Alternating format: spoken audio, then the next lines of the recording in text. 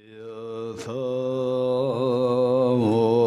Gati Gati Paragati Parasamgati Bodhiswatyata Om Gati Gati Paragati Parasamgati Bodhiswatyata Om Gati Gati Paragati Parasamgati Bodhiswatyata Om Gati Gati Paragati Parasamgati Bodhiswatyata Om Gati Gati Paragati Parasamgati Bodhiswatyata Om Gati Gati Paragati Parasamgati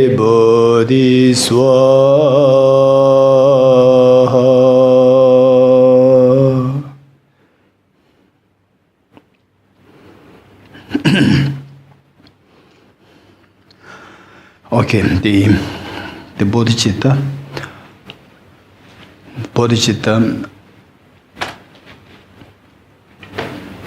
within a mind, from day one when we discussed within a mind, when you speak about the dirts, there are two categories.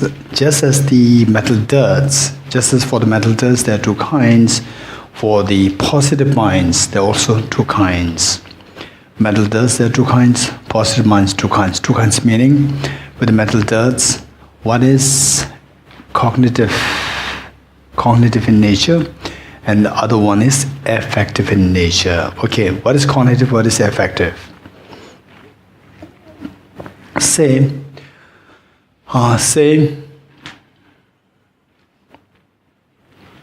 in your dream, you see a dream ghost to a real ghost, and yet you are not afraid. Say, you are highly realized bodhisattva. Then they say, which level? Maybe say gate, paragate. Let's say paragate, right? Say you are already on the paragate level, where you are highly realized bodhisattva with the seeing emptiness, non-dualistically, see emptiness directly. So there, you don't fear of any ghost, including the dream ghost, including the real ghost. Same. In your dream, you saw the ghost. Actually, it's a dream ghost, and then you may think that I'm confronted with a ghost. Although you don't have a fear, I'm confronted with a ghost, right? I'm confronted with a ghost. In actuality, say when you reach that level, you can easily identify the dream as dream. So my example is not too good. Okay, let's say, right? Because those level, you read the benefits. Benefits when you reach those levels, amazing. You just feel like acquiring these qualities. So let's say that we just as ordinary beings like us, what we are now, we dream, and we dream of your neighbor. So then your affinity to your neighbor is neutral. No attachment, no aversion. Okay, you dream of your neighbor. Okay, so there, what is your, say cognitively meaning, how do you see that? Do you see that neighbor, the dream neighbor, as a real neighbor or a dream neighbor? Huh? Is what? A real neighbor, right? You see that as a real neighbor. And then what is your emotional reaction? Attachment or aversion or what? Neutral. You're getting it? So there, the affinity or affective element. Affective means pull or push. That pull or push is not there. Pull and push is not there. But cognitively you are wrong. Meaning that you see that as the real neighbor. You see that dream neighbor as the real neighbor. That is wrong. Is it wrong or right?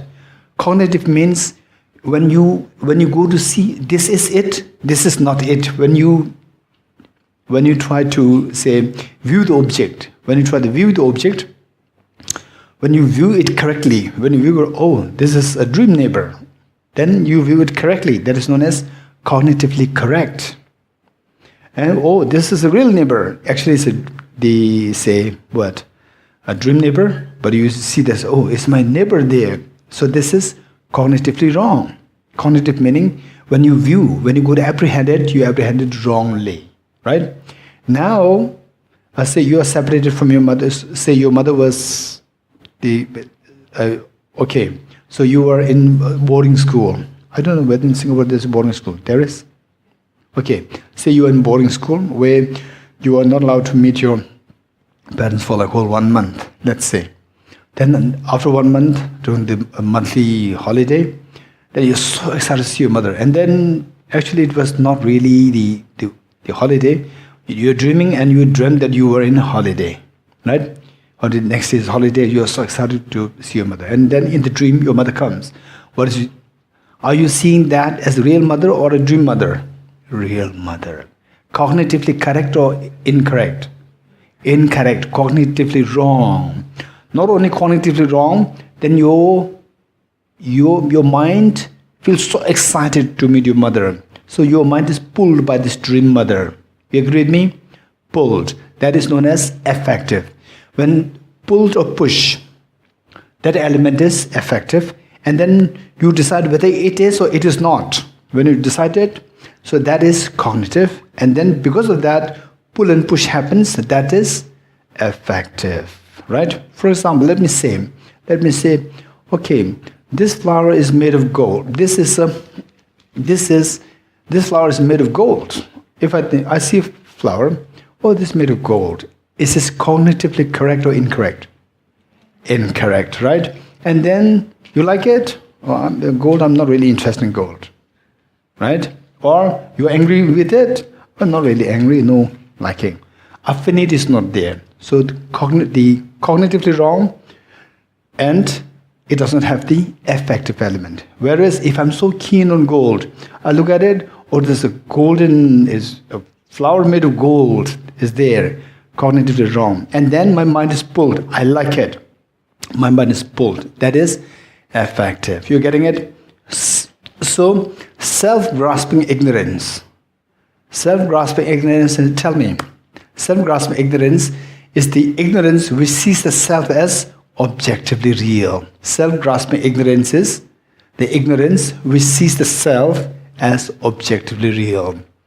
Now tell me, self-grasping ignorance, is it the cognitive element? It is more into the cognitive or the affective? Self-grasping ignorance. Self-grasping ignorance is cognitive. Now, self-centered attitude is I am important. I am more important than you. I am important. So there the affinity happens. This affinity. So self-centered attitude is more into the affective and self-grasping is into the cognitive. And there's one question from someone asking the difference between self-centered attitude and self-grasping. It's a very good question. Yes, we'll do that. Now, we see that within the afflictive emotions, some are cognitive, some are affective. Likewise, with the positive emotions, some are cognitive and some are affective. For example, let's say, this flower, this is empty of objective existence. It is cognitive or affective? Cognitive, right? This flower is empty of objective existence. And then say, I see my mother, Oh, my mother is also illusion-like, object, empty of objective existence. Cognitive, affective. Cognitive or affective. My mother is empty of objective existence. Cognitive, very good. Now, oh, my mother, she is empty of objective existence, but she is suffering because she is seeing herself objectively real. So I should take care of her. I should take care of her. This is cognitive affective. Affective, right? So compassion. Compassion. Bodhicitta. Then the say and the loving kindness. All these are affective in nature, and the wisdom of emptiness is cognitive in nature. You right? You got it? Wisdom of emptiness is cognitive in nature. Wisdom of emptiness simply says that things don't exist objectively. The affinity, I like it, I don't like it, is not there. Right? Say the flower. The flower. Okay. Do you see this flower, all of you? See this flower? Seeing this flower, is this cognitive or affective? Cognitive. Some of you may say, I like flower, it's so beautiful, I like it. Some of you say, I don't care, flower, I'm not really interested in flower. I'm not a flower person. Right? So, when you say, I'm not a flower, in fact, I really don't like to see flowers in front of me. So that is affective or cognitive. Affective, it pushed you. Oh, I like flower, is affective, cognitive. Affective, okay.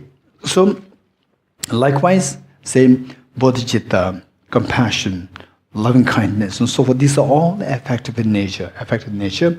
And the wisdom of emptiness is cognitive in nature. Okay. With this, I'll quickly explain the distinction between the self-centered attitude and self-grasping. This is so precious. We have to first of all distinguish the two things. Self-grasping ignorance, self-centered attitude.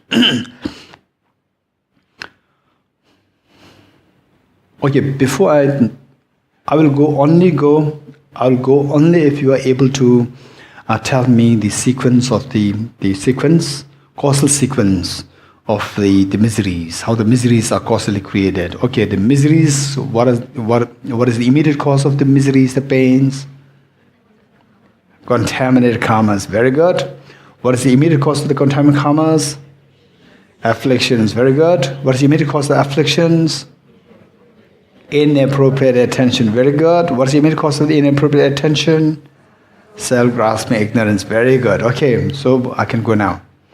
Self-grasping ignorance. Now, what exactly is self-grasping ignorance? What exactly is self-centered attitude? How would you distinguish the two things? You're getting it? So this is what we need to keep in mind. Okay. Self-grasping ignorance is the cognitive in nature. Self-centered attitude is affective in nature. Right? Self-grasping ignorance, cognitive in nature.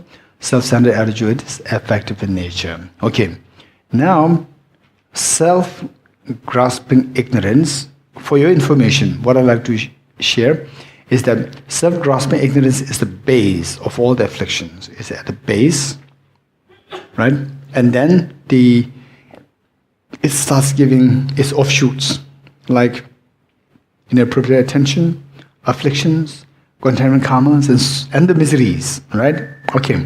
So, self-grasping ignorance, if you leave it, there's a question somewhere, somebody asked the question there. If you leave the self-grasping ignorance as it is, self-grasping ignorance, without the self-centered attitude, if the self-grasping ignorance is alone there, it cannot give rise to all these subsequent, the results, and finally into the miseries. It cannot.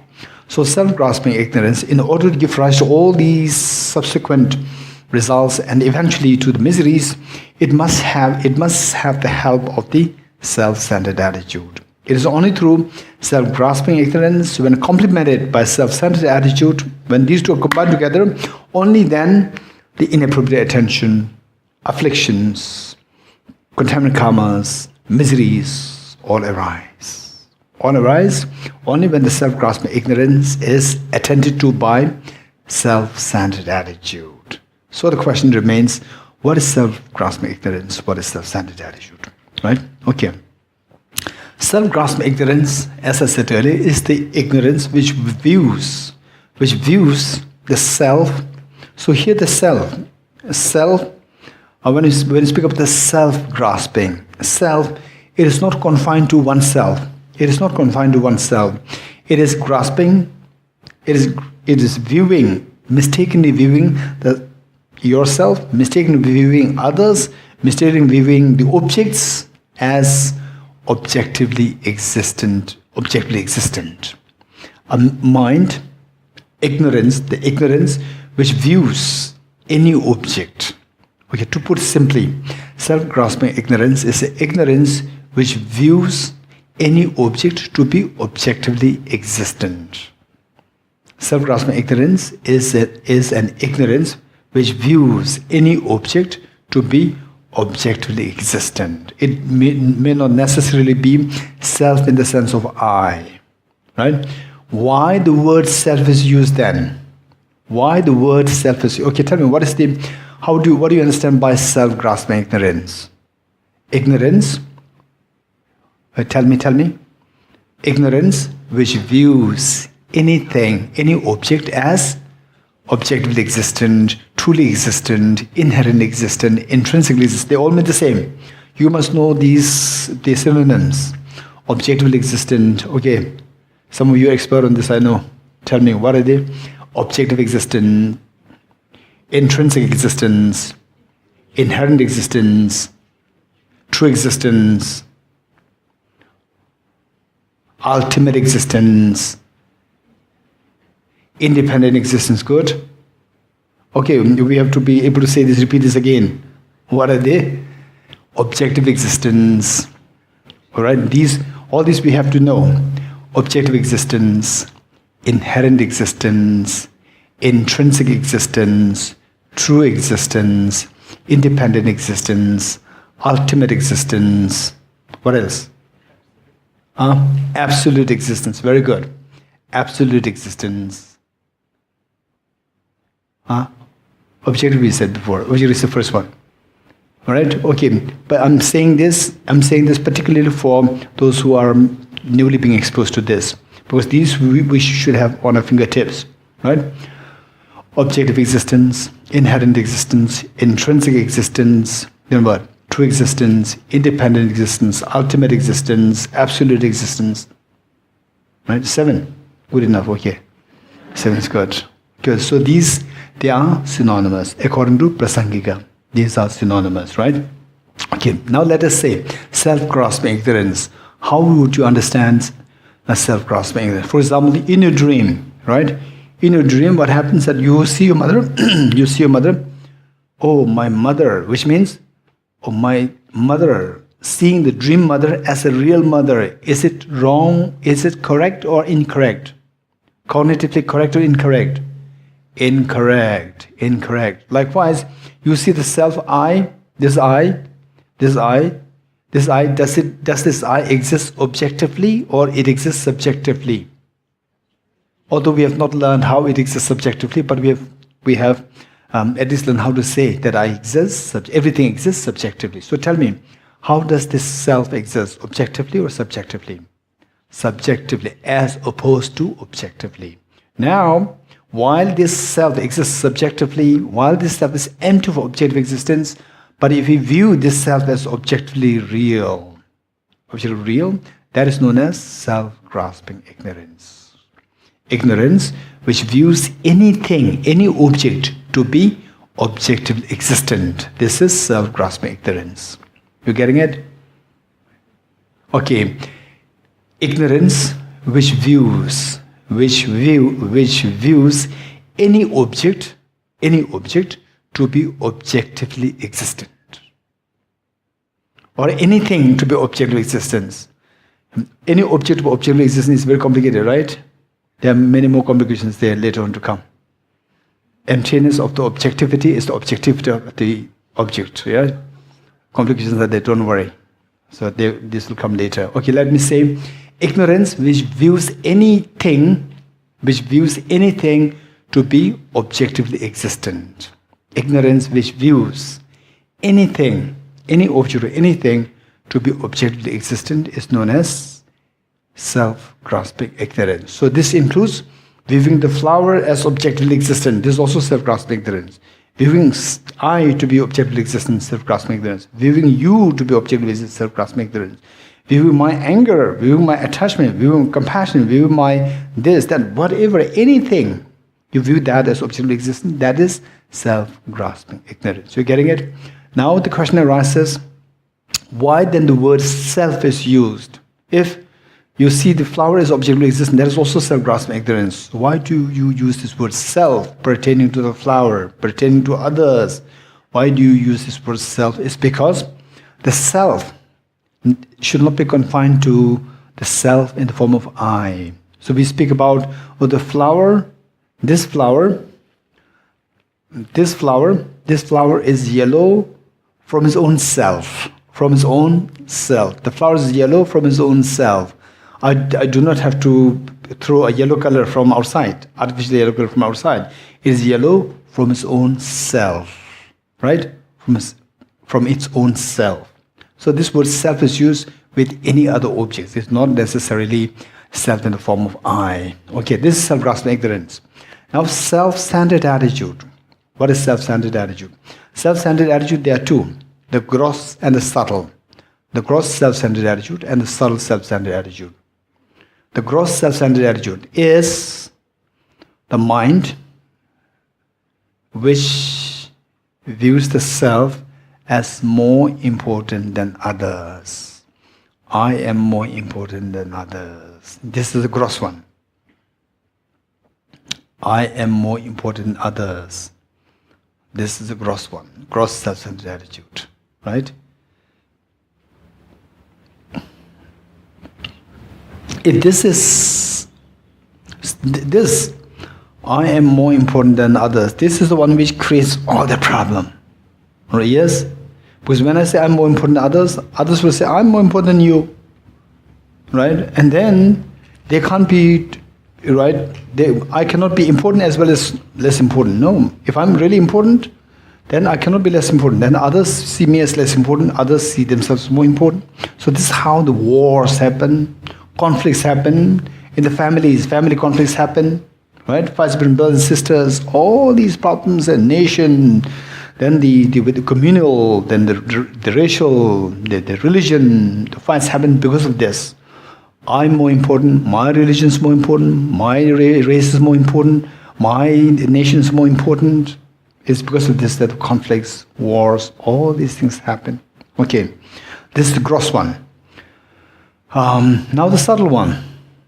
Subtle self-centered attitude. Anyone who likes to just throw some lights as to what this subtle self-centered attitude would be like? Anyone? Okay. Anyone? Subtle self-centered attitude. Subtle, yes, Vishen? I'm important, okay. This is, okay, I am important. Are you important or not? This is my question. Are you important? Huh? You are important, right? So what's wrong with this? I'm important, right? Okay. Vishen is right, 60% right. Okay, actually it's 50%, let's say 60% right. Okay. I am important while being oblivious to the importance of others. We are all important, right? We are all important. We are all important, but my thing is, I am important. I'm not saying that I'm more important than you. What I'm saying is that I am important. That's correct. But I forget about you, right? I forget about you. I did not mention that you are important. I only say, I'm important. I'm important. I'm important. That's true. But my scope of importance, my scope of thinking of the importance is only confined to the self, not to others. Right? So here, how we put it is a mind feeling the self as important, a mind which feels the self as important by being oblivious to the importance of others. By being oblivious. Oblivious meaning that you just forgot, or you're unaware. You're unaware of others. You're only concerned about me. I'm important. A mind which feels the importance of the self while being oblivious to the importance of others. A mind which feels the importance of the self while being oblivious to the importance of others. You getting it? Okay, tell me, when I say I'm important, do you agree with me or not? I'm important, I'm not important. Are you important or not? You are important. We are all important. There's nothing wrong with this. Now, what is wrong with this is that the scope of thinking is very narrow, it's very small. I am important, right? While being oblivious to others, the importance of others. Okay, so what's wrong with this is that imagine that we are all going to enjoy a garden, beautiful garden, right? Singapore Botanical Garden. We are all going to enjoy the botanical garden, and it so happened that we reach there at night, and there's power cut, and only you have a small torch, right? You have a small torch. So what do? You use the small torch to enjoy the garden. You can never enjoy the garden. Why? Because this torch, at the most, it can light just one flower. One flower is not a garden, right? One flower is not a garden. So this I am important means one torch just showing oneself, and it cannot see the importance of others, right? So it is correct. This light, there's nothing wrong with this light, but this light is very narrow in its focus. It's only very narrow, focused on only one flower, only the self, by being oblivious to others. So because of which, that you cannot enjoy the whole garden. If you want to enjoy the garden, what should you do? Wait for the sun, which is unbiased. The sun, which illuminates all the flowers in the garden. Then you can enjoy the garden. So now we see that self-centered attitude. The gross one says, I'm more important than you. That is so destructive. And the other one is, I am important. You are important. I'm important. But I tend to be unaware. I tend to be oblivious. Oblivious meaning anyone?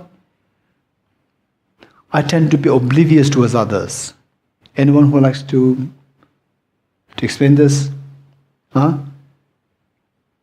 Anyone? Exactly, you don't actually see, you're not really concerned about others, right?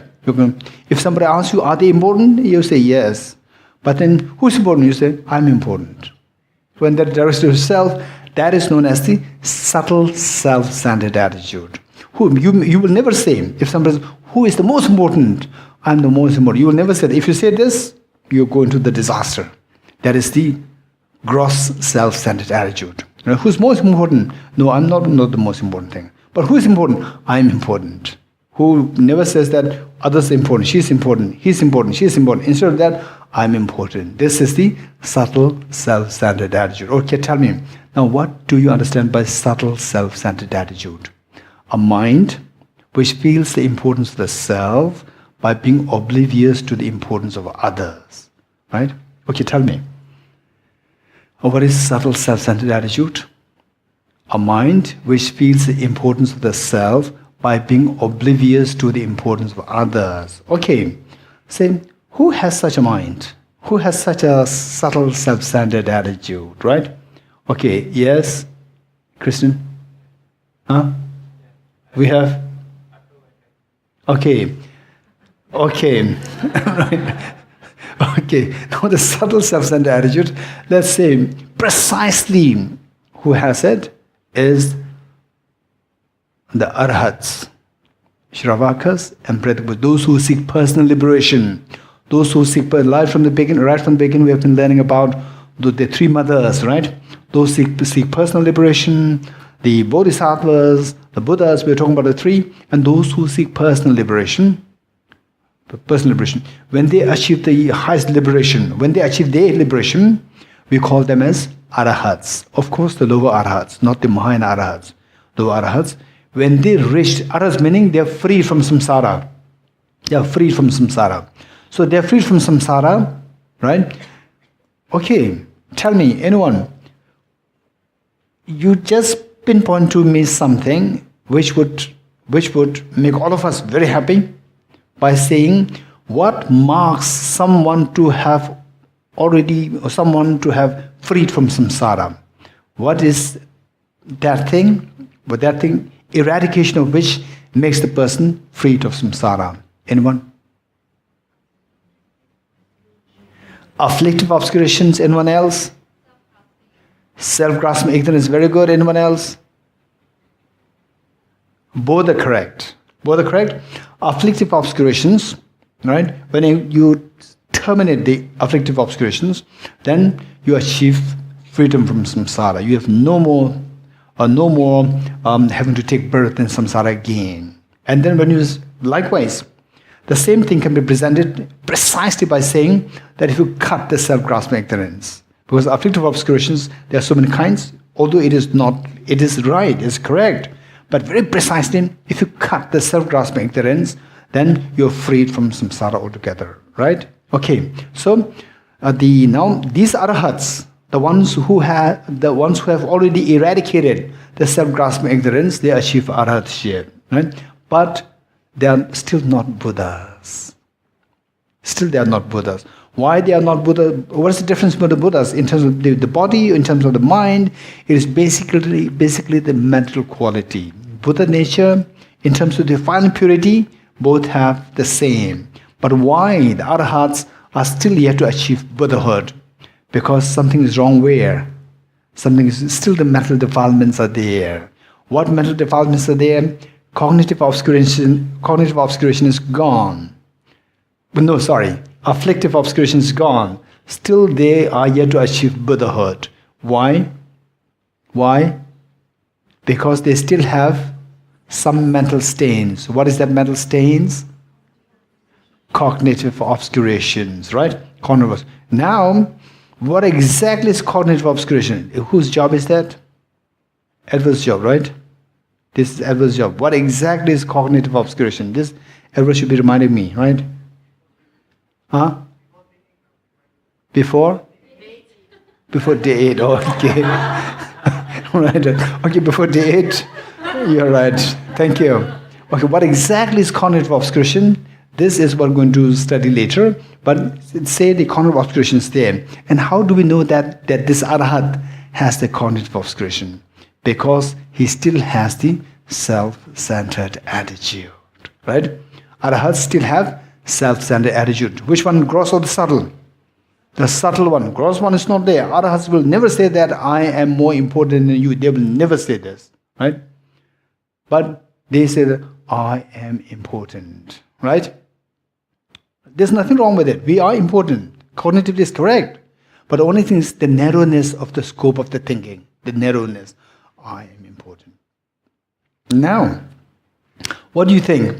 Arahats, they still have the cognitive obscuration. They still have the self-centered, the subtle self-centered attitude. Now, do you think that arahats have compassion or not?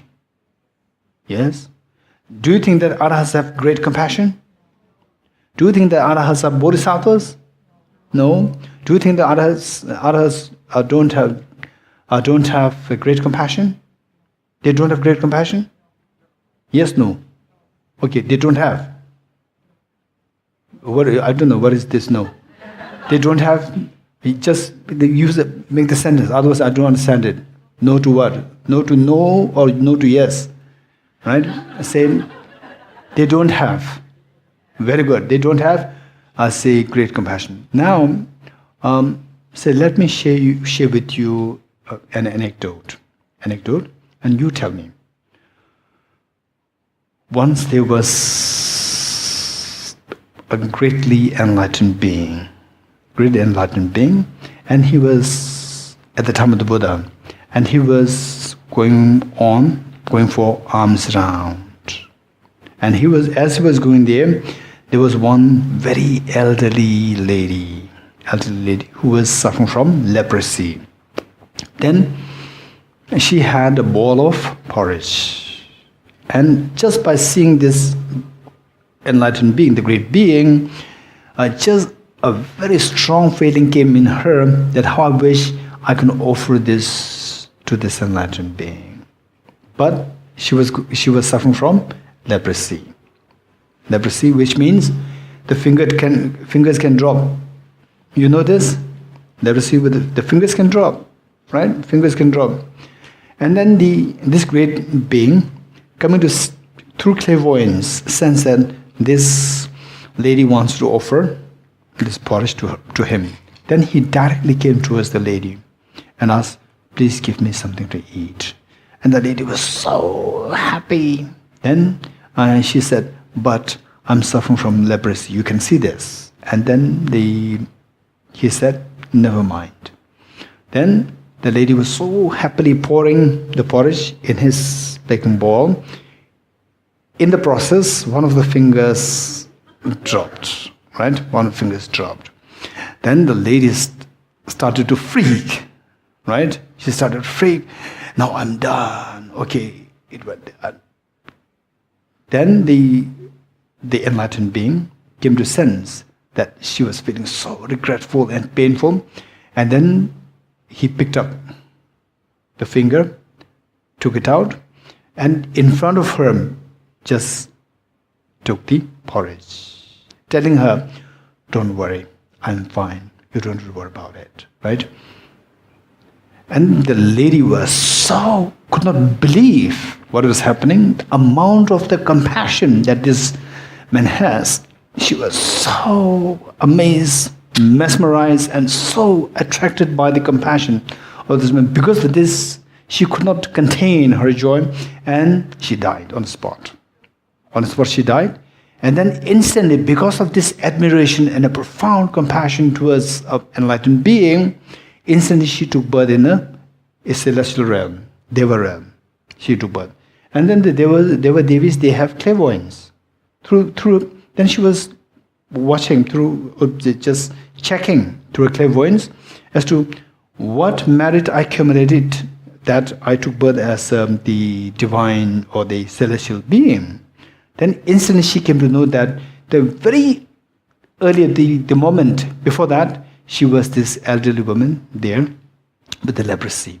And it was this lady's tremendous admiration and compassion of that enlightened being, that this lady accumulated enormous merit, and this merit is the cause for her now taking birth as a celestial being, right? And then as a celestial being, she felt such a kind of joy for her earlier birth, and she went there. Literally, she went there as a divine being and threw flowers to this old lady's body, right? To make offering, to say that, so I as this old lady, did a great merit so that I took birth as this celestial being now. Okay, so idea is that this enlightened being displayed such a compassion, right? If you are the lady, or if you are someone who is just watching from distance about what is happening there, so how would you describe this person? Would you describe this person as an Arahat, or a Buddha, or a Bodhisattva, or what? Tell me. Bodhisattva. Most of us will describe him at least as a Bodhisattva. In actuality, not. He wasn't just an Arahat. Right? So what I mean to say here is that although we speak about the Arahats, they don't have great compassion, but they do have compassion. The compassion is enormous compassion, but when you compare it with the Bodhisattva's compassion, then that is not as great. So therefore, we don't qualify the compassion the Arahats have as great compassion. Right? So now imagine if this enlightened being, the compassion is such an enormous compassion, almost to the extent of sacrificing himself, right? Himself. Still, there exists this subtle, self-centered attitude. You're getting it? Okay. This is how we make a distinction. Now, if such a being has subtle, self-centered attitude, what to mention of us? Very gross one is there. But this can be eradicated. You're getting it? Okay. Now, with self-grasping ignorance, when combined with the self-centered attitude, then all the other afflictions can arise. All other afflictions, attachment, anger, jealousy, all this arise when these two things combine together. You're getting it? Okay. Let us say that Okay, let's say that you find, okay, let's say that you see one object like a book, and actually there's a picture of a book. Let's say there's a picture of a book, and or a pizza. Let's say picture of a pizza from a distance. Then when you're not hungry, right? When you see the picture of pizza, oh, there's a pizza there. Is it possible or not? From distance, you can see the picture of the pizza as a real pizza. Oh, there's a pizza there. Is this cognitively wrong or cognitively correct? This is cognitively wrong. Although there's no pizza, it's just a picture of a pizza. You see there's a pizza. Oh, there's a pizza there. Because you are not hungry, you are not so interested. When you're very hungry, then what will you do? I want it. When you're very hungry, I want it. Right? Okay. So then, what happened? There are two things happening. One is cognitive error. You see the picture of the pizza as a real pizza. This is a cognitive error. Yes, no? Now, because of the self-centeredness, there are other people who are also hungry. You're also very hungry. You say, I want it. Right? There are two things there. One is cognitively erroneous mind, seeing the picture of a pizza as a real pizza. This is wrong. Then number two, I want it. Because I'm more important. I'm very important. I should not suffer. Right? Okay, I want it. This self-centered attitude adds to it, and then the attachment arises. Whereas, if you don't see that as a real pizza, if you just see this as a picture pizza, will you say that I want it? Will you say this? You will not say this. Although you are hungry, there's this self-centered attitude, but because the cognitive error is not there, then the attachment to it does not arise.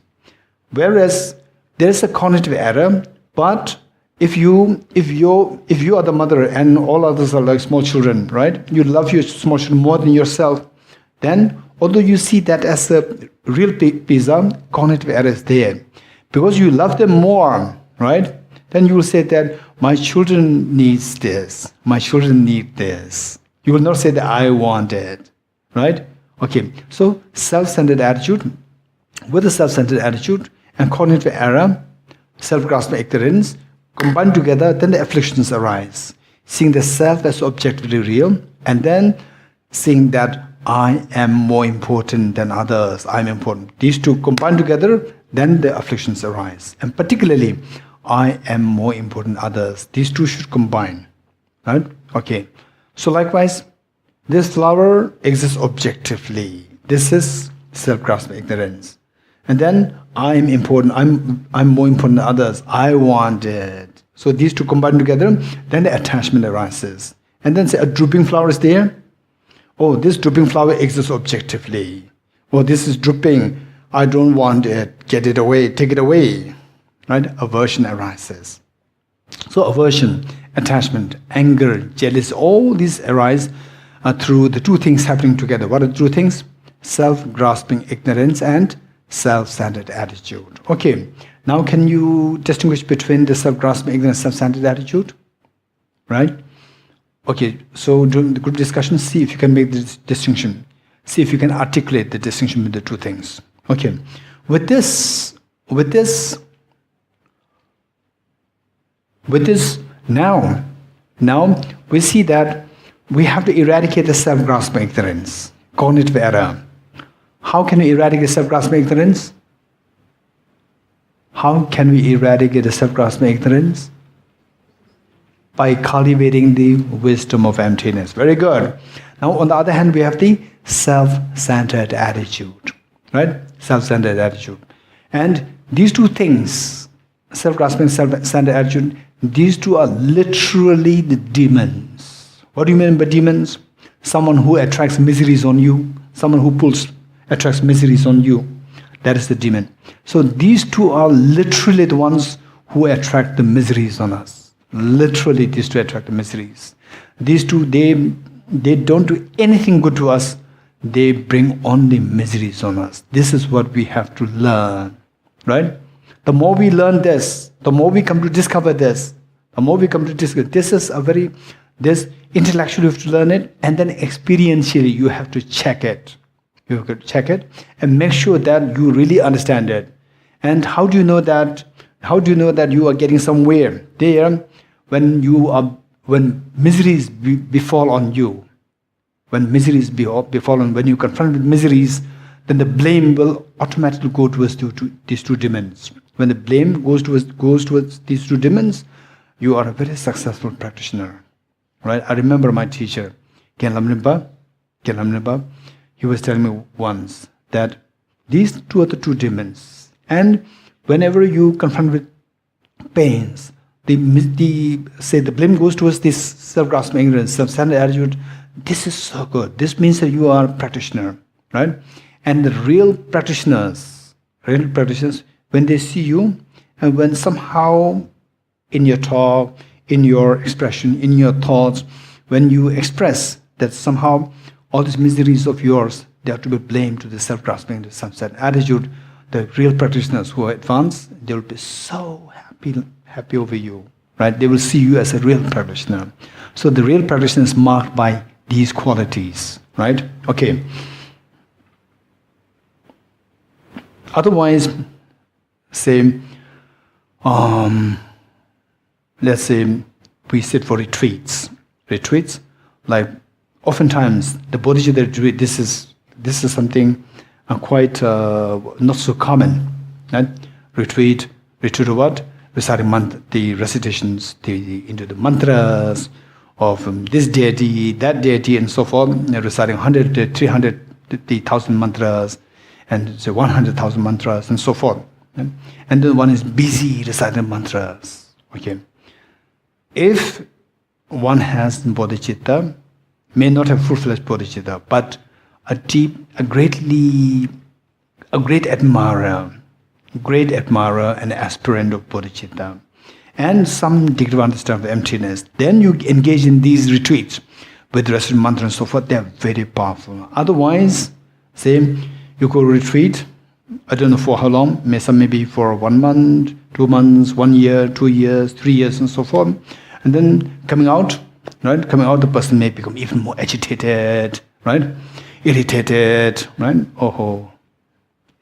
So it's not really a waste of time, but real Dharma has not seeped in. This is the problem. So, but still, if this person, instead of doing like this, doing something worse in the street, then that's worse. But what I would say is that you can sit for retreats, for the mantra recitation and so forth, but make sure that at least you have these basics, bodhicitta, vishma, and so forth. Right? When you have these things, then whatever you do, even you can do, spend time making prostrations as a part of retreat, just make prostrations all the time for like 1 month, 3 months, and so forth.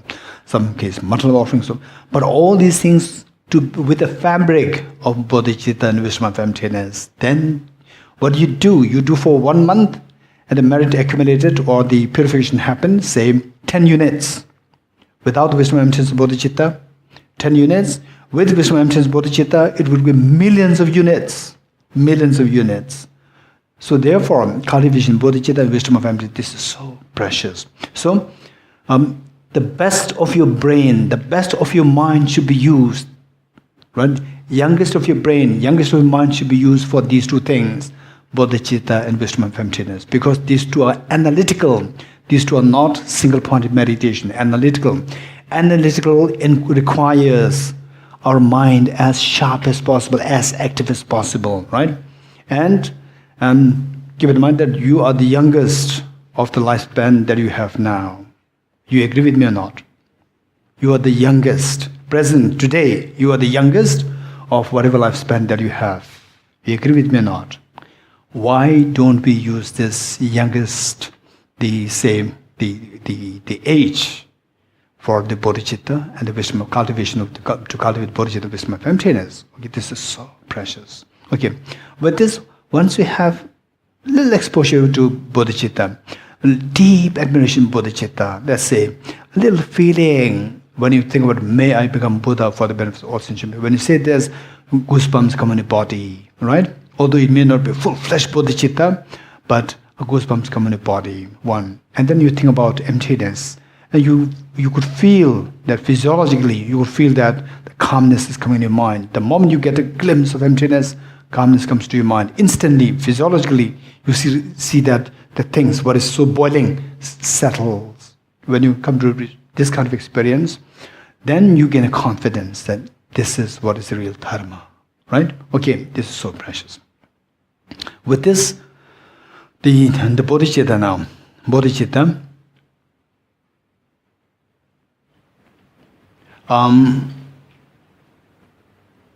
Okay, for the bodhicitta,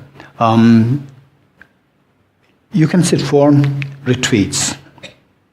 Bodhicitta retreats, separately, bodhicitta, exclusively on bodhicitta. You can sit for retreats. So there it would be good to read Bodhisattva Shantideva's book, Guide to the Bodhisattva's Way of Life. Guide to the Bodhisattva's Way of Life, Chapter 1. Chapter 1, you read that as much as possible. This is about the benefit of the bodhicitta. Benefit of bodhicitta is so beautifully written, Guide to the Bodhisattva's Way of Life. Okay, so there, this great Bodhisattva, Bodhisattva Shantideva, he cited many benefits of generative bodhicitta. And it says that all the Buddhas of the three times, they reflected on what is most meaningful for the individual person. They reflected for eons and eons, they reflected, right?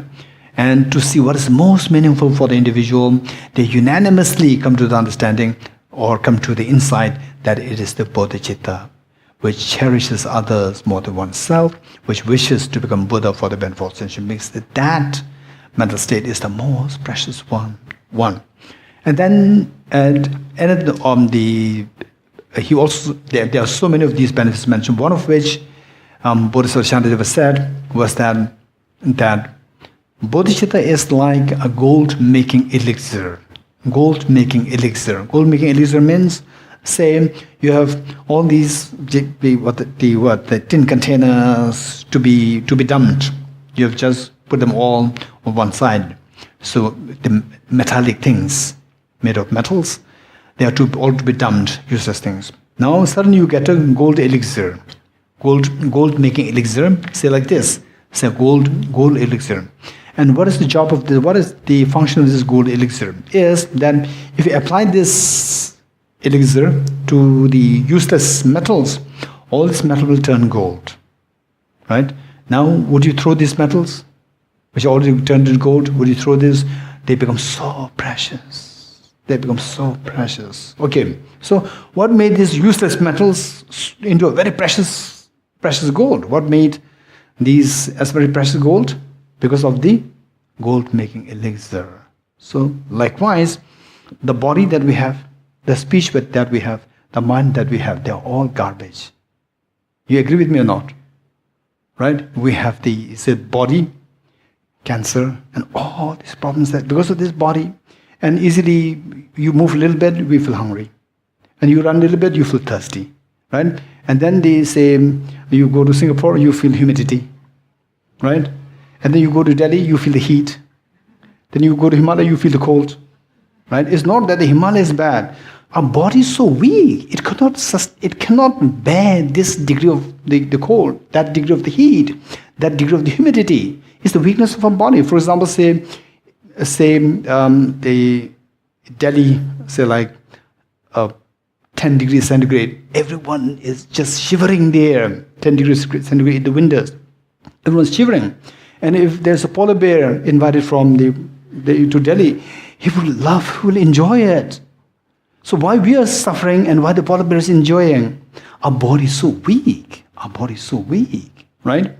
So that way we see that all the problems, all the hospital, in fact we see that all these hours and hours of work that we have to do as a job is to get some money for what? To sustain this body which is really actually useless. right? This body is terrible, one. And the speech, even more terrible. The speech, right? What comes out? What comes out? Nothing really good comes out. Nothing really good comes out. Once there was a group of the, say, teachers training group, and the teacher, the trainer, asked me to give a talk to them, and then made the presentation. I just told them that now we just stop talking all the garbage. Talk only something nice. Don't talk about the garbage. Okay, this person is wearing this branded cloth, or this girl has changed the clothes 2 times a day, 3 times a day, or he's wearing this shoe, he's using this watch, and like this, like that. These are all garbage, right? Throw all the garbage, don't speak any garbage. This is what I said. And then after 2 days, I received a message from these students, teachers training students, through the trainer. And the trainer said, the trainer was telling me that the students were telling that once they stop talking all the garbage, there's nothing to talk.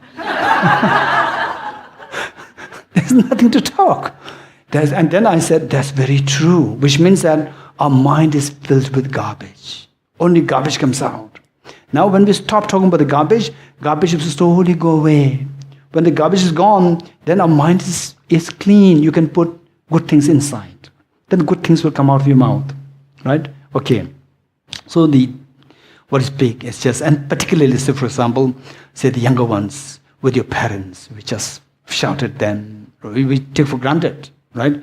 And of course, some of them, how much you love your parents. This is amazing. But oftentimes we take for granted the love and affection of the parents. And then of course the parents, and they're also not enlightened beings, right? So they may be so possessive of you, and so forth, and because of which conflict can arise. But we see that we really don't understand the parents. And sometimes then we shout at them and so forth, unnecessarily creating, say, pains in them and so forth. So this is about the same. The speech and the mind is even worse. Body, speech and mind. The mind is even worse, right? All sorts of things. The fear, anxiety, tension, stress, anger, attachment, all these things arise in us. So which the body, speech and mind that we have is all just garbage. But the good thing is that there's a gold-making elixir. This gold-making elixir, which is a bodhicitta. If we meet with this bodhicitta, which is like the gold-making elixir, it will, first of all, it will make your mind pure. It will make your mind gold into gold, Buddha's mind. Because this mind is so pure, what comes out of this mouth, the speech is going to be so pure, so gentle. Somebody just hear you saying something, right? Say you made a mistake and you are expecting the other person to shout at you, right? Now instead of shouting, the person is so concerned about you. Say for example, say this is say your glass, and then accidentally I just hit it and it falls and it breaks, right? And then now I'm a little scared about you, how you would react to me. Then there too is, how come that you break it? You even don't see this glass there. You have big eyes there, right? One. Another way of saying this is that, oh, you are not hurt. You are not hurt. 2 ways. The moment you say you are not hurt, it simply reflects such a compassionate love from you, right? Because that you have lost your glass. You're not concerned about your glass. You're concerned about me. So this reflects the love and affection. Okay, so we see that, so the mind, there are so many ways of reflecting it. So this, when you have this bodhicitta, even the speech, what comes out, is so tender, gentle, affectionate. And because of which, even the immune system builds up. Because of the bodhicitta, your immune system builds up. With the immune system, you will have a good health and long life, right? And then eventually, your mind will become the Buddha's mind, and your speech will become the Buddha's speech, and your body will become the radiant Buddha's body. So, what is so unhealthy, defiled body, speech, mind has now turned into the body, speech, mind of the enlightened being. What made that happen is because of the elixir of the Bodhane, the Bodhicitta. So therefore the Bodhicitta, the practice of Bodhicitta is so precious. Right? Okay.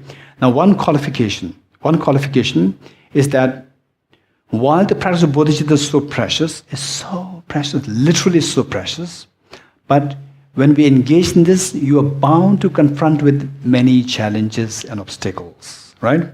And for there, we need skillfulness. We need skillfulness. And initially, if you do confront with challenges, difficulties, and so forth, it is very important for you to always discuss and bring these issues to the colleagues who are into this practice, and to your teachers, right? So that is very important. And then slowly you will gain conviction in how you should behave as a practitioner of the Bodhicitta. Okay. So in the monastic universities, there used to be a tradition. Say every time there's the monastic debates happening.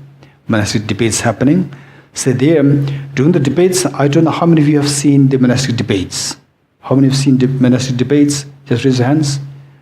Okay, how many of you have not seen the monastic debates in big, say on big scale, large scale? How many of you have not seen the monastic debates? Okay, so what I would suggest is that in future, if you do happen to get a chance to go to South India like Sera, Tepung, Gandhin, and then even in North India, say there is Dzongsa Sheta, there's a very good Sakya, the college, the Sakya monastic institution there, and then in Dehradun side, there's a very good Sakya college there, and in Sera, close by Sera, there's Namdriling, the Nyingma, the academic institution there.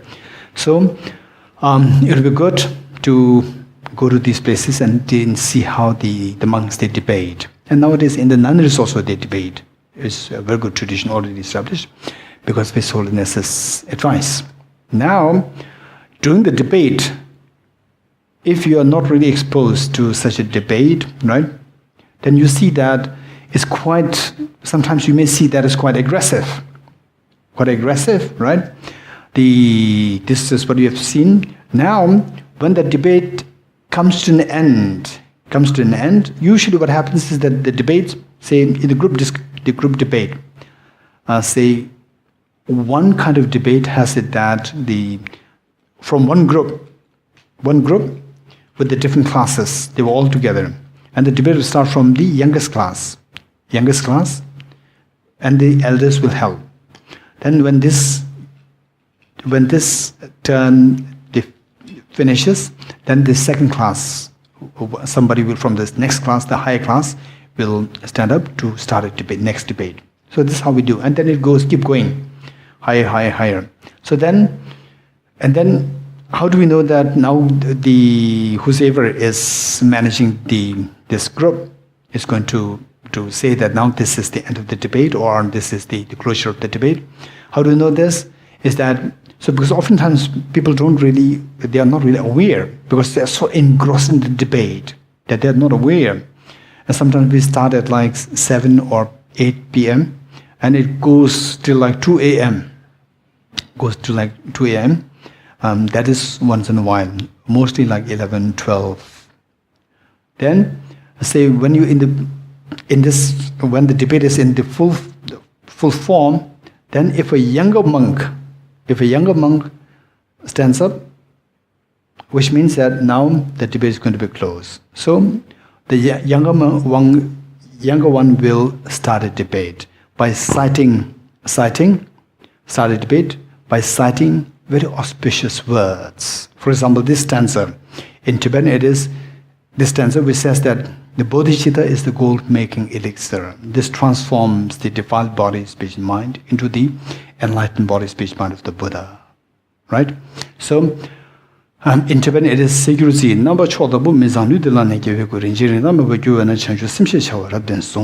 So, in the end, it says, therefore, hold this Bodhicitta so dear to your heart. This is the fourth line. So, the monk cites this stanza, the moment the very auspicious this stanza is cited, then all the monks now know that now the debate has come to an end, and then everybody will sit properly. They will say prayers. They will meditate on Bodhicitta. They will reflect on the meanings of this. It's so beautiful tradition. It's very beautiful tradition.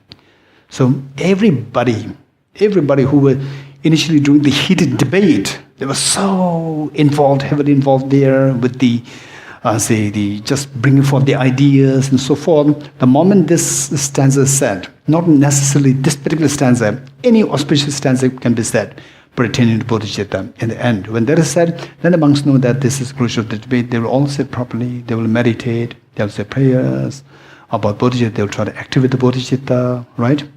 It's a very beautiful tradition. Okay, so with this, the Bodhicitta, this practice is really, really very precious. And the Bodhisattva Shanti once more, what he said is that the Bodhicitta, if somebody is able to generate it, if somebody, whether you are a king, whether you are a president, prime minister, or just a beggar, it doesn't matter. Even if you are just a beggar lying on the street, and if this Bodhicitta is generated within you, then the divine beings like Indra, Brahma, and all these divine beings, the celestial beings, the gods and goddesses, through their clairvoyance, they will come to sense that you have generated Bodhicitta, and they will all descend to make prostrations to you. Although you may be a beggar superficially, you may be a beggar there lying on the street, but because of this Bodhicitta, everyone who is sensible, like the kings of the Devas and Devis, they will all descend to make prostrations to you. Okay, this is why the kings of the celestial beings, they come to make prostration to you. Not because that you are the son, you are the daughter of a president, prime minister, king, queen. Simply because you have generated this incredibly precious mental quality of the Bodhicitta. So this is so precious. And then in the sutra, it very clearly said that don't make prostrations to the Buddhas, make prostrations to the Bodhisattvas. Right? So it says that don't make prostrations to the full moon, make prostrations to the waxing moon. Likewise, don't make prostrations to Buddhas, make prostrations to the Bodhisattvas. The Buddha said it. For example, the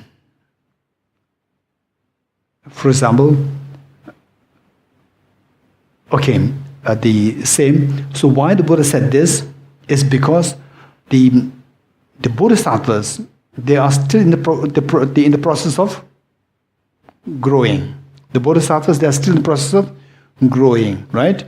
Growing. And the Buddhas, they have already reached the ultimate phase, the state. So the Buddhas, they feel so happy to see the Bodhisattvas growing, right? Growing, because now we see that there's a new Buddha coming for the benefit of all sentient beings. So they cherish them more than the already fully enlightened beings. So the Buddhas, they themselves said that make prostrations to the Bodhisattvas, not as much to make prostrations to the Bodhisattvas and not as much to the Buddhas, right? And then make prostrations to the waxing moon more than to the full moon, right? So this is what the Buddha said. So why this is said so is because this Bodhicitta, it is still growing in the Bodhisattvas, and the Buddhas, say the mother nurturing the child, the mother will give special emphasis to make sure that the child is taken care of. Okay, this is what the Bodhicitta, this is so precious. And in fact, what I would say is that if we are able to cultivate, if we're able to say practice Bodhicitta, right, on a daily basis, then you reach some degree of experience, let's say some degree of experience. Then you see that your mind is much more at calm, peaceful, and the agitation is much less, right? And you can tackle things, tackle challenges much more easily, right? One. And then the experience of the peace, the tranquility is very different with the practice of bodhicitta, right? In fact, I personally, so this is my sharing with you, I personally, when after my high school, when I joined the monastery, Institute of Buddhist Dialectics, so kind to me, my teachers, all my colleagues. Okay, so there, as a beginner, I was so keen and no exposure to what is bodhicitta on these things. Only heard about bodhicitta, wisdom emptiness, but just a totally young boy, maybe aged 19, 20, joined the monastery. And then, hearing about bodhicitta and these things, and then so keen to learn what it is like, then the steps, the methods, all these things. After learning this, then in my own ways, in my own little capacity, I was trying to practice bodhicitta. I was in my own capacity trying to practice bodhicitta. And then I'm not going to mention this to you. There's one person, very, very, very difficult person. Very, very difficult person, right? And then I was meditating. Then say all the steps, remembering all beings as one's mothers, remembering their kindness, all the steps. Finally, may I become Buddha, Bodhicitta, may I become Buddha for the benefit of all sentient beings. And then this person comes to my mind. No, I cannot say this. No, how can I become Buddha for this person? Right? This person is so nasty to me. No. Okay, with the exception of this person, may I become Buddha for all beings. Right? Okay, so this was what was happening initially. We have to take steps. Whatever is coming to you, just acknowledge that and see how to overcome that. If we don't take steps, then we will never grow, right? So this was what was happening. So difficult, particularly, it was so wonderful, may I become Buddha for the benefit of all sentient beings. Amazing, beautiful experience. Suddenly this person comes to my mind and everything shatters, right? Everything is spoiled. Oh no, it's just a fake. I'm saying, may I become Buddha for all sentient beings, but this person comes and it's simply, my mind simply collapses, right? Okay, what should I do now? So the next time again, may I become Buddha for the benefit of all sentient beings. Again, this person comes to my mind, right? So this is how I was challenged. And then still practicing, never giving up, still practicing. And slowly at one point, it became more like a neutral. Then it didn't really affect me as much. Still, my practice is very basic. Don't think that, for this many years. No, don't, superimpose. Don't superimpose. But what I can say is that through my very limited experience and so forth, my admiration to Bodhicitta, this is really, really growing and tremendous. If I were to choose, say for example, what makes me still remain as a Buddhist, I'm a very skeptical person, right? I think Venla and others, some of you know me. Those who know me more closely, you know that I'm a very skeptical person. I don't accept things so easily, right? So, what still kept me as the Buddhist, and in fact now I see that except for the Buddha's teaching of bodhicitta and wisdom of emptiness, right? Except for these two things, whether physics, chemistry, neuroscience, they are all very trivial, so trivial, right? Because I got the opportunity to meet with all these scientists, world top scientists, and have discussion with them, world top, the psychologists had discussion with them, then having discussion with them, all what is seen as, very high level studies, when you really go there, it's so trivial, as compared to bodhicitta and the wisdom of emptiness is amazing. So these two things, I really feel that if these two things are not there in Buddhism, I'm sharing this with you, being very direct. If these two things are not there in Buddhism, I don't think I'm a Buddhist today. I would be very agnostic.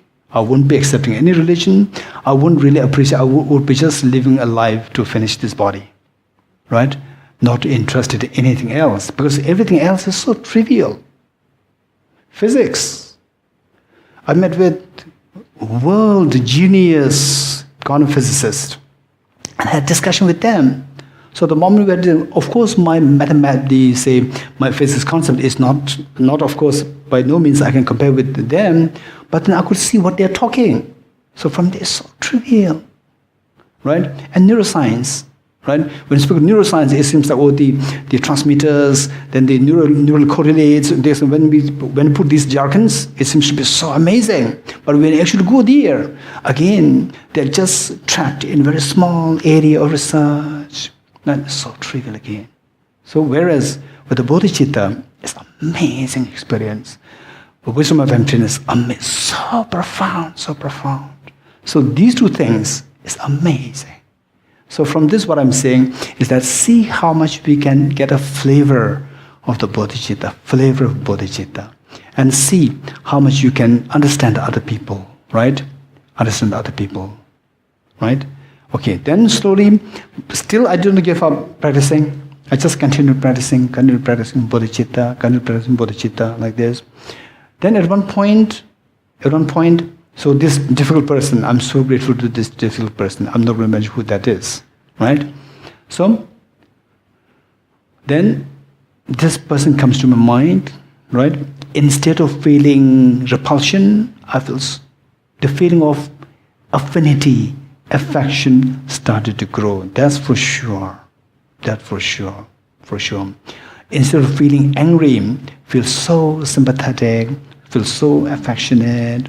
Oh no, yes, I wish that person better. Because this person is nasty, nobody likes this person, right? How I wish that this person is better, and how I wish that I'm there to really protect this person. So this kind of feeling did happen. So what I'm saying is that it's a very slow process, but so precious, right? Okay, so this is Bodhicitta. Now, this Bodhicitta, which is so precious. This Bodhicitta, okay, we may be thinking about, so precious in general. No, so precious for each one of us individually. Who's ever cultivated this Bodhicitta, you are much more happier. You can deal with very, very unbearable difficulties so easily. So easily you can deal with these things, right? So this practice of Bodhicitta. Was initially taught by on this earth was initially taught by the Buddha Shakyamuni, our teacher, compassion teacher Buddha Shakyamuni. He taught this. And in this connection, I'd like to remind each one of you, or like to share with each one of you, that it would be good if you can watch the Buddha's episodes. There is 45 episodes. 45 episodes. The episodes. It is in Hindi, but there is subtitle. The Buddha's episodes. This you must watch. If you really want to cultivate bodhicitta, you must watch that. So there, they are some factual mistakes a little bit there, or I don't know for what reason. There are some factual mistakes. Very few factual mistakes are there in terms of the story. But overall speaking, it is so well made. Particularly, I'm so happy to see that now finally there is something there from our compassionate Buddha displaying his quality of the compassion. Right? So since his childhood, young age like 3, 4, 5, from there how he displayed compassion, this is so well depicted in the episode. Okay.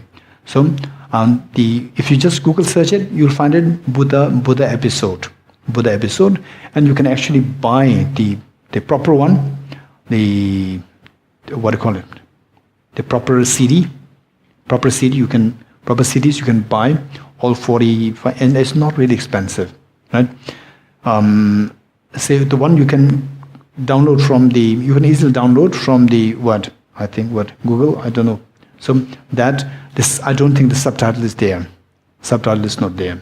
Whereas the one you buy, there you get this subtitle, right? Okay. So Tibet House in Delhi, we sought the permission from the producer and the producer, that we be allowed to show this to the public. So now we are showing this.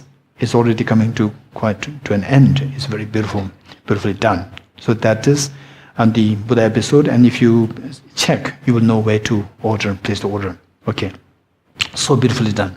This you must watch it. Okay, now this teaching Bodhicitta was initially taught by the Buddha Shakyamuni. And then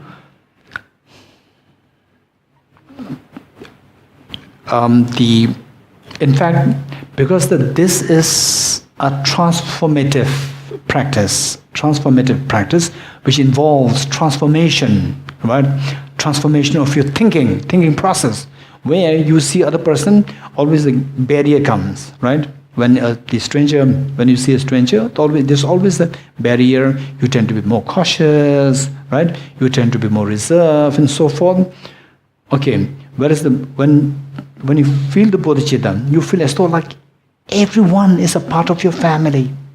You start feeling that everyone is like a part of family. There's no barrier, right? When a young child, when sees the mother, when the mother sees the young child, they will not have a reserve. They will sit very reserved. No, this just formality, it all dissolves. The moment the child and the mother, they comes into play, all these things simply dissolve. The formalities, the remaining, the staying reserved, being cautious, will all dissolve because the barrier is dissolved because of this love, tremendous love. With the practice of bodhicitta, you feel at one point as though like everyone is a part of your family, and this barrier dissolves, right? And when the other person, because the other person still doesn't practice bodhicitta, when the other person comes to meet you, other person will stay really reserved, and of course, just to make him or her feel comfortable, you also should stay a little reserved. In actuality, in your mind, you don't have this feeling. Look at His Holiness. His Holiness, say any one of us, we have not met him before, and you seek an audience. Somehow, if you get an audience, right? You be there. Initially, you may feel that, oh, he's so high, so respected by everybody, everyone, and then you are a little nervous there. You sit there with him. It is as though like you are with your mother, right? And he will simply listen to you. He will not talk to you. He will listen to you. Only if you ask him, then instantly he will start talking to you, right? Only if you ask him something, because he sees that you want him to talk, he'll talk to you, right? Yeah, whereas he sees that you want to talk to him, he will listen to you. Amazing. Right? Whereas some high-profile people, they know only how to talk to you, right? And they have no time to listen to you. Whereas his own is very different, because he feels this love and affection, this incredible love and affection. Okay, this is a matter of practice. If you practice this, we see that every one of us, we will also have this quality, incredible quality of love and affection, as His Holiness feels now. Okay, so now this teaching of the bodhicitta, it is cultivated. It is cultivated not through simply thinking about bodhicitta. It will never give rise to bodhicitta, right? Simply recite a mantra. Of course, you recite Om Mani Padme Hum, the mantra of the Avalokiteshvara, the Buddha of compassion. You recite it. There's a tremendous effect. Right? The thing is that say for one, we need books. If you want to study physics, you need books, you need laboratories, right? And you need the teachers, and you need pen, you need the equipment, all these things are there, but you are not at all studying. You're not at all going to the class. Then you will never learn physics. Although all these things are there. But these things, then what's the use? It's just useless. No, these are not useless. They will be of tremendous benefit to you if the main thing that is required is that you have to study. You have to study, then these things will be of tremendous use. Likewise, if you practice bodhicitta step by step, then meanwhile, alongside, you recite the Avalokiteshvara mantra, you visualize Avalokiteshvara, then it aids you, it enhances, it boosts your practice of bodhicitta much more. So powerful. Otherwise, just by reciting mantra and not at all practicing, the bodhicitta, and then there are very strange stories, right? Say, someone saw a snake, right? And then very scared, and no practicing bodhicitta, but the tradition, the culture is that Om Mani Padme Hum, right? You see the insects or like this, and naturally the instinct is to say Om Mani Padme Hum for this thing. And they say, hey, hit this, Om Mani Padme Hum, Om Mani Padme Hum, hit this. Hit the snake, right? Om Mani Padme Hum, Om Mani Padme Hum. So look, what's the point? On the one hand, you recite Om Mani Padme Hum. On the other hand, you say hit, which means that one is not at all cultivating, putting effort. So we have to put effort, and then all other things like Om Mani Padme Hum, all these things will help you to enhance your practice. So this practice requires a very analytical processes. It involves analytical process, because of which there are two main methods to cultivate this bodhicitta. Two main methods, right? Two main methods. It's not just reciting the benefit of the bodhicitta. We have to recite the benefit of the bodhicitta, but there are two methods. And one method is known as the sevenfold cause-effect method. Sevenfold cause-effect method. And the other one is known as the method of equalizing and exchanging self for others. Sevenfold cause-effect method and the method of equalizing and exchanging self for others. The two methods. Okay. The first method, the Buddha Shakyamuni taught, and it was passed down to Arya Maitreya. Arya Maitreya, the first method was taught by Buddha Shakyamuni and then passed down to Arya Maitreya. Then Arya Maitreya passed down to Arya Asanga. Right? Arya Asanga. Okay, so from there, all the lineage masters, then eventually to Lama Selingpa. Lama Selingpa, the Indonesian, our great teacher, the lineage teacher, Lama Selingpa, the Indonesian great master, Lama Selingpa. From Lama Selingpa, then Adisha Dipangara Sri Jnana. Right? Okay, the first method. The second method, equalizing and exchanging self for others. This was again taught by Buddha Shakyamuni, same teacher, and passed down to Arya Manjushri. And Arya Manjushri passed down to Arya Nagarjuna. Then from Arya Nagarjuna, the many teachers, the lineage teachers involved, and then to Bodhisattva Shantideva in 7th century AD. Bodhisattva Shantideva. From Arya Nagarjuna, many teachers in between, and then in 7th century, Bodhisattva Shantideva. Then from Bodhisattva Shantideva down, some teachers, and then 11th century, the same, the Indonesian great teacher, Lama Selingpa. Then to Adisha Dipangara Sri Jnana. So from this we see that the two methods, they were initially taught by the same teacher, and then the lineage were being held by the two different lineage, the masters, the lineage, in two different, it broke into two different lineages. And finally, Lama Selingpa and Adisha Dipangara Sri Jnana, the two masters, at that point, the confluence happened. The confluence of the two traditions happened. The confluence of the two traditions, like the confluence of the rivers, right? Two big rivers going there, flowing, and then they join. At the joining point, we call it confluence. So the confluence of two traditions happen at Lama Selingpa and Adisha Dipangara Sri Jnana. Now what we are doing is we are having both the traditions to be practiced by one individual, one single person. Okay, so what we do is that we'll quickly, I'd like to first do the second method first. We will first enumerate the steps, 9 steps. We'll enumerate the 9 steps, and after this, then we will do the second method. Okay, the second method meaning the equalizing and exchanging self for others first, followed by the sevenfold cause-effect method later. Okay, the equalizing self and others. For this, the first step, we just note down all the 9 steps. Step 1 is equalizing self and others.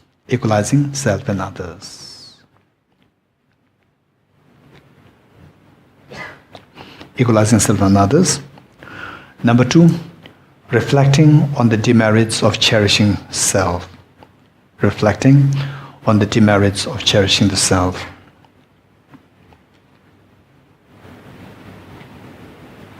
Number 3, reflecting on the merits of cherishing others. Reflecting on the merits of cherishing others.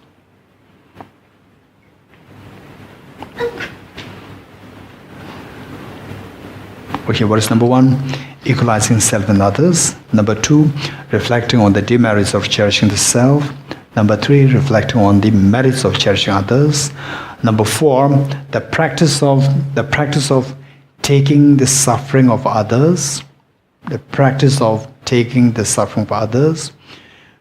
Practice for taking the suffering of others with emphasis on compassion. Practice of taking the suffering of others with emphasis on compassion.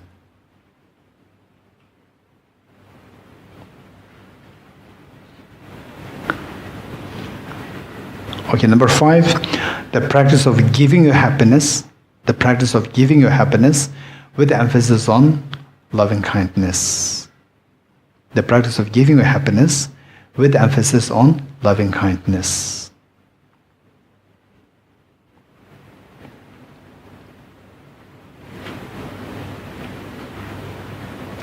Okay, number 6, the actual exchange of self and others. Actual exchange of self and others. Actual exchange of self and others. Number 7, special recollection of the kindness of others. Special recollection of the kindness of others. Special recollection of the kindness of others. Number 8, altruism. Number 8, altruism.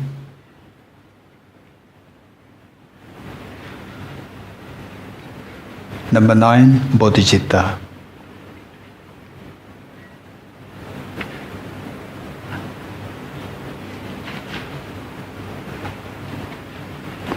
Okay, so